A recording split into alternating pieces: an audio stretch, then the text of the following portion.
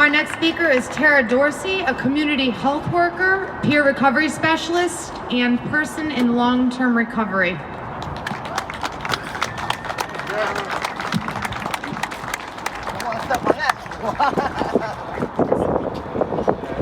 Hi, I'm Tara. Whoever made this is a good idea and a good visual.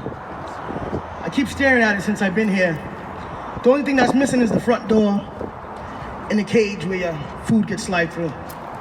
I was sentenced to a 12-year sentence, released after 6 years. In them 6 years, I spent 2 of them in segregation, 6 months here, 6 months again, and small time in between. But during one of the 6 month stints was my worst. And I just give a quick overview. It was the day after my grandson turned 3 months, and I got locked up, or I got lugged, what they take you right off the block in handcuffs to segregation.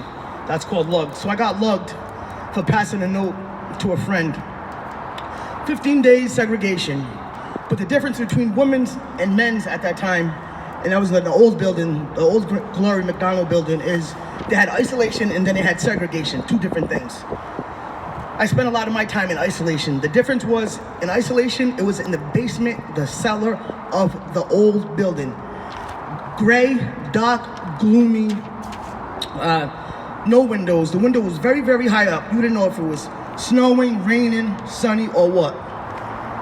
To go to the shower, you had to put your hands between the slot where they put your food in, turn around, open the door, and take showers with one handcuff on. I wasn't a threat. For some reason, they always viewed me as a threat in the prison. So after they viewed me as a threat, I started thinking I was a threat. So I stayed in segregation. And when I went to segregation, all I wanted to do was have human contact. Human contact. Somebody to talk to. So they had this window. It was a window, and through that window, it was like a grate. And across was the other inmates. See, everybody else had roommates too. I didn't have a roommate. So I'd hear everybody else talking and laughing, and I wanted to be a part of it. But every time I stood up in front of that door, Dorsey, you're booked. I go sit on my bed, booked, oh man.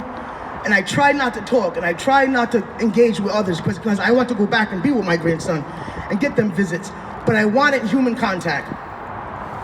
Get up again. Dorsey, you're booked. So one day I decided to draw my grandson's name, my daughter's name, and my son's name in bubble letters and stick them on that door. So I know every time I was get up to go talk, I knew not to because I seen their names up there. And that helped.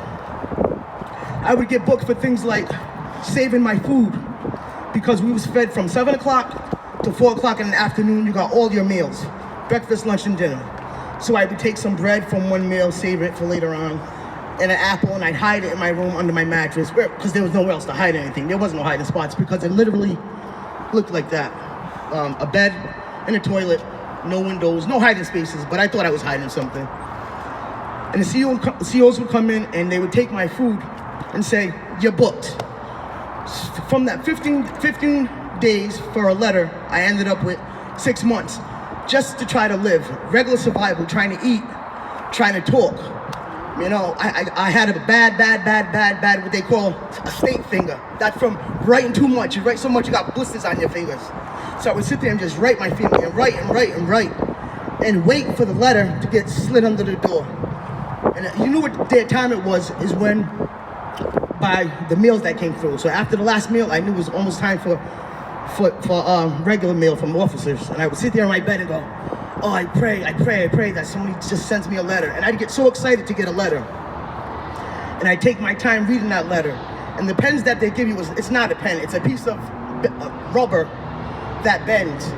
And it hurts to write, And just to think about all the brothers and sisters who are just still in there for minor things and losing their mind and just listening to women scream all night.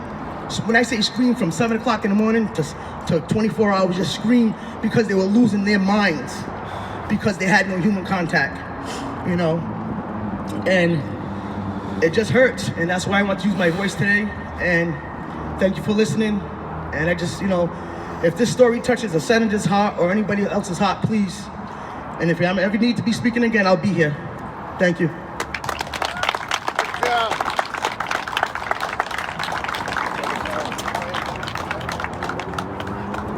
Thank you, Tara.